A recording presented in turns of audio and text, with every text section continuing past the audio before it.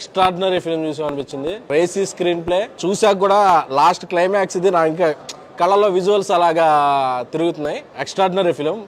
Mowgli నాకు title పెట్టి నుంచి అంటే ఫస్ట్ 10 నిమిషాల నుంచే ఒక సినిమా చూస్తున్నట్లేదు, ఒక వరల్డ్లోకి వెళ్ళి ఆ క్యారెక్టర్ మధ్య మనం ఉన్నట్టుంది.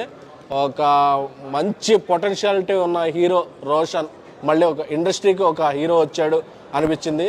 అలాగే సాక్షి ఆ అమ్మాయి యాక్టింగ్ చేస్తుంటే నాకు నిజంగా అమ్మాయి మాట్లాడలేదేమో అనేంత ఇంత ఇది క్యాప్చర్ చేయడానికి ఈ కథ రాసిన సందీప్ రాజ్ తన స్టోరీలోనే. ఎందుకంటే లాస్ట్ ఇంటర్వెల్ ముందు ఇంటర్వెల్ దగ్గర లాస్ట్లో క్లైమాక్స్లో అతను నేమ్ చూడగానే గూస్ బంప్స్ వస్తాయి.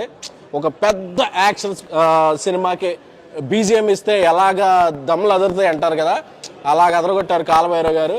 సో వీళ్ళందరి కృషికి ఒక గొడుగులాగా పట్టి ఈ సినిమాని చేసింది విశ్వప్రసాద్ గారు. సార్ కంగ్రాచులేషన్ సార్, మంచి హిట్ కొట్టారు సందీప్. అండ్ అలాగే హర్ష బంటి పాత్రలో అంటే తన ఫిల్మోగ్రఫీలో చెప్పాను, వికీపీడియాలో నేను ఎన్ని చేసినా పెర్ఫార్మెన్స్ వైజ్ రాసుకుంటే this will be your first film అనేది హర్షకు ఉంటుంది అన్నాను.